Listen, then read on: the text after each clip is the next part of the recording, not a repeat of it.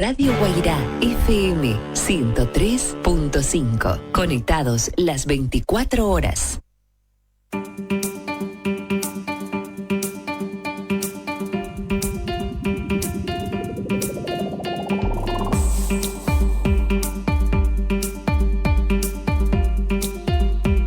Seguimos en nuestra revista médica. Hoy tenemos una invitada muy, pero muy importante.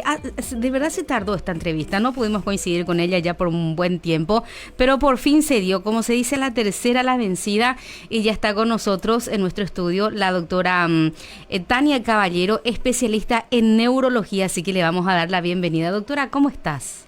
Hola Sadi, un gusto por fin estar acá contigo compartiendo, y un saludo a tu audiencia también. Doctora, neurología, ¿qué es la neurología? Bueno, si vamos a resumir qué es la neurología, es una especialidad médica, ¿sí?, que se basa en el estudio, diagnóstico, tratamiento y seguimiento de todas las enfermedades que afectan al sistema nervioso, ya sea sistema nervioso central, que incluye el cerebro, la médula, y el periférico, que incluye los nervios y el músculo. Entonces, la neurología abarca todas esas enfermedades que afectan en esas áreas del cuerpo humano, y el neurólogo o la neuróloga es el especialista que estudia estas afecciones. Uno piensa en el neurólogo y directamente piensa en la cabeza. Así es, eso es lo más frecuente. Obviamente el cerebro, que es el órgano que hace al ser humano, a sus emociones, a su comportamiento, claramente es el personaje principal de la neurología. Es el que comanda muchas funciones, desde la personalidad, la memoria, el actuar de la persona, sus funciones ejecutivas, lo que hacemos, pero es el que comanda a su vez a los nervios para que estos lleven una información que finalmente termina activando un músculo que realiza la función. Entonces, claro, el cerebro es el protagonista, pero la neurología abarca un poco más que el cerebro. Hablabas del sistema nervioso. Sí. O sea que los problemas de salud que uno tenga no siempre está en el cerebro. Así mismo. Es muy común que cuando hablamos de sistema nervioso asociemos de forma cultural al nervio. Entonces, cuando nosotros decimos al paciente, puede que tu nervio esté dañado, se asocia a un factor emocional nervioso. Entonces, tenemos que explicar en la consulta que el sistema nervioso habla de estructuras que abarcan el cerebro y los nervios, pero que no nos estamos refiriendo a las emociones. Ahora, el sistema nervioso, obviamente, dentro de sus funciones, está el de generar emociones, eso sí. Bueno, ¿cómo se detecta? Estoy tomando nota porque está complicada la tarea. Sí. Bueno, es el sistema nervioso. Estamos para aclarar cualquier duda. ¿Cómo uno se da cuenta? Evidentemente que ya estamos pasando por lo básico, o sea, por el primer médico que nos atiende siempre es el clínico, pero ¿cómo uno puede asociar sus problemas de salud con algo neurológico? Bueno, podemos diferenciar de la siguiente forma. Si nosotros ya sabemos que el sistema nervioso sería el cerebro, los nervios y los músculos, podemos empezar simplemente pensando de forma sencilla en algunos síntomas. Por ejemplo, es frecuente que síntomas del sistema nervioso se presenten como dolores de cabeza, por ejemplo, trastornos de movimiento como los temblores, problemas en la memoria, ¿sí?, e incluso problemas más serios como son los ACV o accidentes cerebrovasculares, o lo que comúnmente conocemos culturalmente como derrame. Entonces, en esas situaciones podemos pensar en afectaciones del sistema nervioso, en su estructura específicamente, ¿sí? Doctora, bueno, ¿en qué momento hablamos de que una persona podría tener un problema neurológico? Cuando hablas de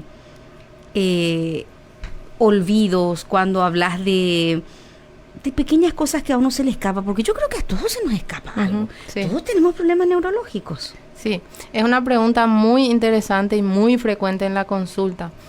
Hay que entender que un olvido cotidiano de forma aislada, no debería de asustarnos. ¿Qué es un olvido cotidiano? Por ¿Qué ejemplo, es del otro? me estoy yendo a buscar una cosa, es muy frecuente que pase eso y te relaten los pacientes, me estoy yendo a la cocina y me olvidé que fui a hacer. No me acuerdo que me fui a hacer a la cocina. No, entonces retomo, pienso, me fui a buscar algo.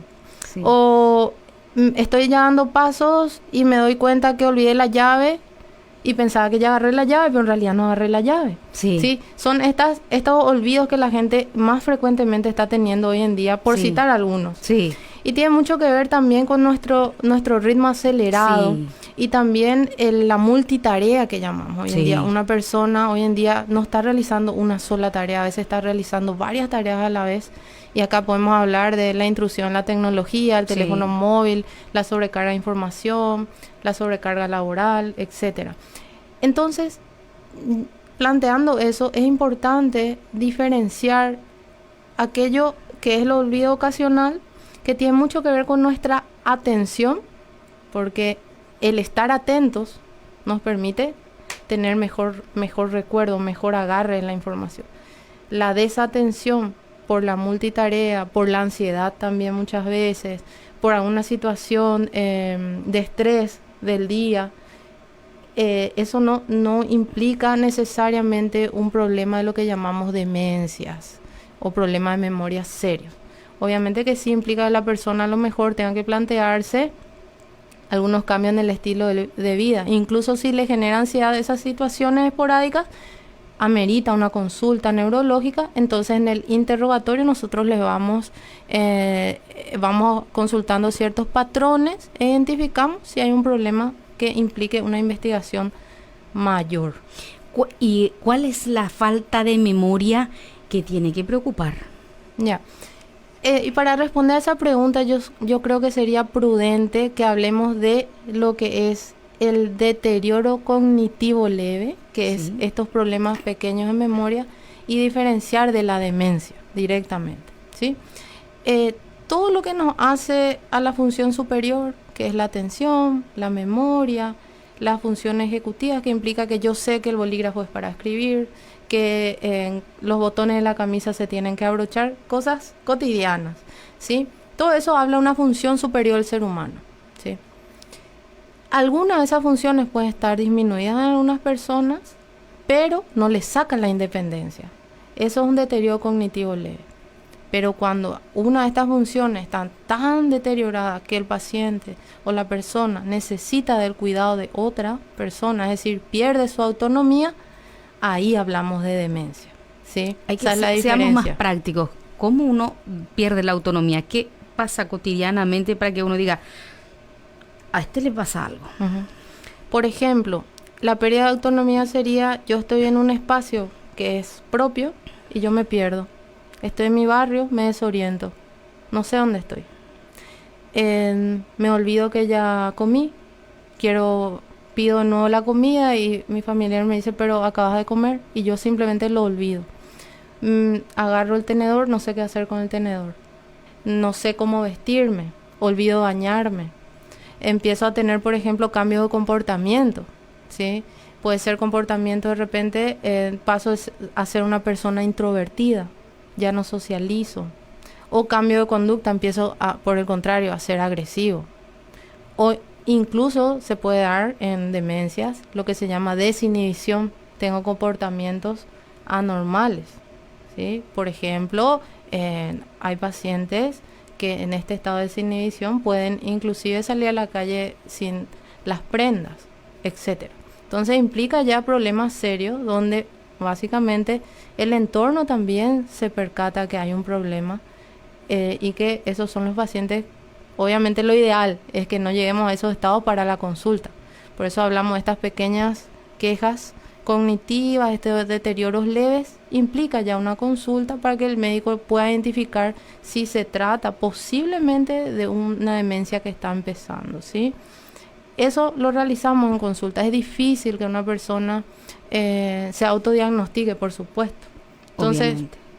Entonces lo prudente sería, si yo estoy teniendo olvidos muy frecuentes, o estos olvidos están interfiriendo en mis tareas, o están interfiriendo en mis relaciones interpersonales, o me estoy dando cuenta que hay cosas que yo antes hacía con facilidad y ahora no la estoy realizando con facilidad, amerita una consulta con un neurólogo.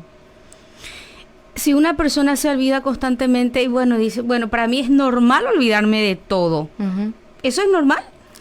Depende. Ahí implica la edad y como te iba diciendo, el estilo de vida de la persona. Una persona es simplemente distraída. Puede ser una persona simplemente distraída.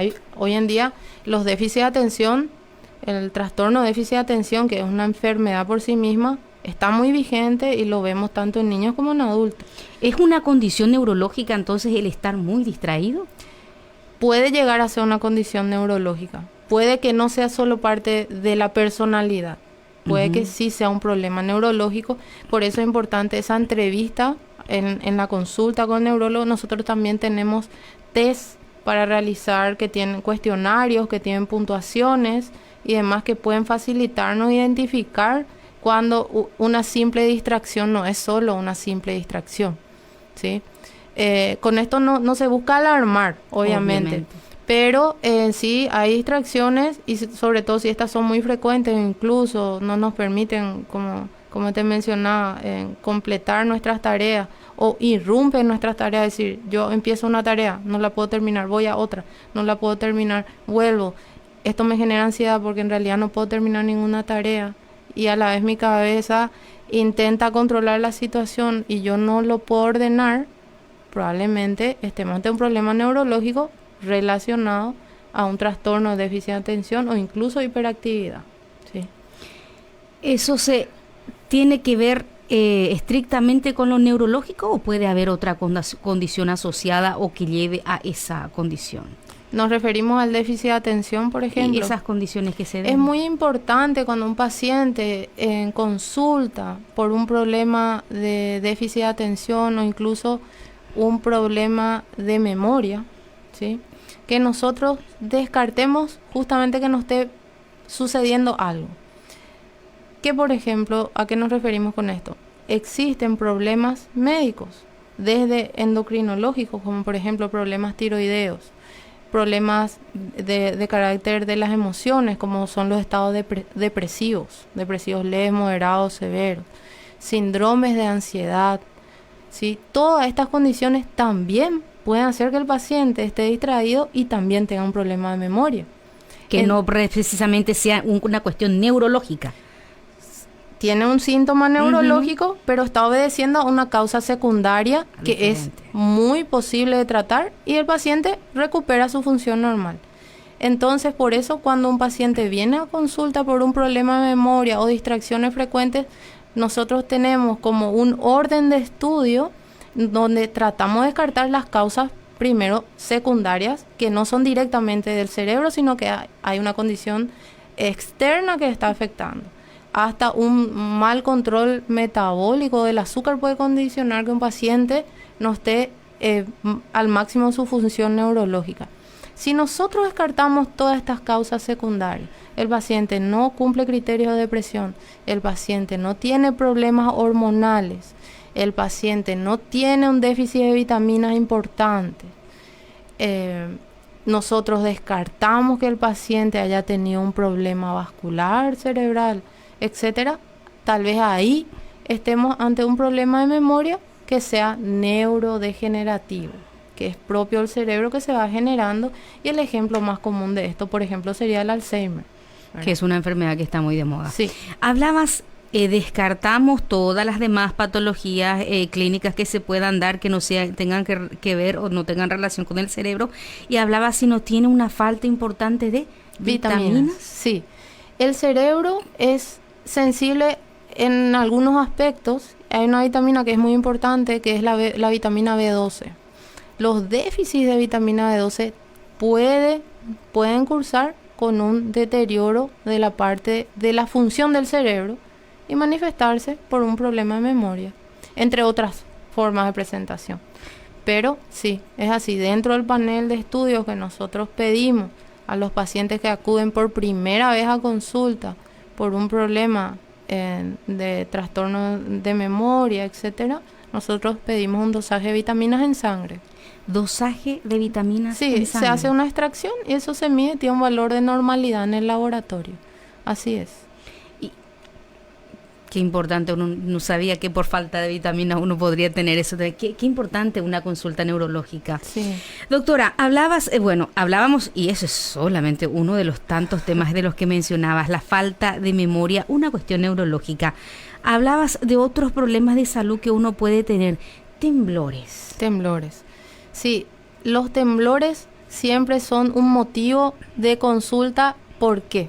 Porque directamente tendemos a asociar el temblor a una enfermedad muy conocida como el Alzheimer, como es el Parkinson. Entonces, hay que entender, y es una frase que a mí me gusta mucho siempre mencionar, que no todo lo que tiembla es Parkinson. Sí. Y por otro es lado, una enfermedad a la que se le teme mucho. Se le teme bastante. Pero también por otro lado, diciendo esa misma frase, no todo Parkinson se manifiesta por temblor.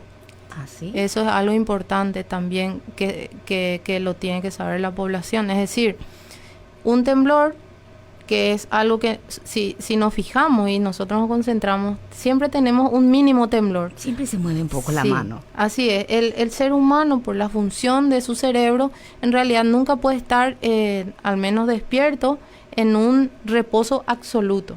Tenemos lo que se llama un poco de tono muscular, que es unos reflejos. Una mínima acción muscular que tenemos todos, incluso cuando nos movemos, ¿sí? Solamente que no lo notamos de forma normal. ¿Cuándo notamos que temblamos? Cuando vamos a hacer una presentación, cuando vamos a estar ante una situación que nos pone un poco ansiosos, por ejemplo, cuando hacemos mucha actividad física o vamos al gimnasio, alzamos un poco de pesa, después sentimos, estoy temblando un poco de más hoy. También hay algunos fármacos que pueden producir que el paciente tiemble más, por ejemplo, corticoides, algunos medicamentos también neurológicos controlados, la falta de descanso, incluso la deshidratación, puede hacer que temblemos más. Ese temblor en sí no implicaría una condición de gravedad. Eso hay que entender. Ahora, ¿es válido consultar si me preocupa el temblor? Claro que es válido y es mandatorio consultar. Porque entonces nosotros, al revisarle a la persona, podemos identificar en qué situación se presenta ese temblor. Y eso es importante. El temblor del Parkinson tiende a presentarse cuando estamos en reposo, cuando no estamos haciendo específicamente algo. Sin embargo, los temblores que son más nobles, voy a hablar entre comillas acá, benignos, que son estos temblores, ya sea el fisiológico, que es el que estamos hablando que tenemos todos, o un tipo de temblor que es el temblor esencial, son temblores que ocurren cuando adoptamos una posición, cuando estamos intentando hacer algo. Es diferente la situación en la que se presentan esos temblores, entonces nosotros eso en consulta podemos diferenciar. Básicamente, en resumen. Bueno, decías, me dicen aquí que ya cumplimos nuestro tiempo. Sí. Bueno, ya sonó la primera campana. Vamos a hacer un pequeño corte comercial. Estamos hablando en primer lugar de la falta de memoria. Hablamos de temblores también con la doctora. Bueno, decías, pero no solamente por problemas de Parkinson uno puede temblar. ¿O hay otras patologías? Sí. Básicamente, el Parkinson es el temblor que ocurre en reposo. Pero hay otros tipos. Hay otro tipo de temblores. Uno de ellos es el temblor esencial. No diría que puede ser el segundo en frecuencia incluso. Si nos nombras así en grandes rasgos la lista y después lo vamos desarrollando. Temblor esencial, temblor fisiológico, ¿sí? Y me quedo con esa lista porque son los más frecuentes. Los más importantes. Porque la lista es larga y yo creo que probablemente no serían identificables en el hogar. Tendríamos que ya pasar a estudio. Entonces es bueno simplemente diferenciar entre el Parkinson y los otros temblores. Podríamos resumirlo de esa forma. Qué interesante. Vamos a un pequeño corte y ya volvemos. Nuestros auspiciantes tienen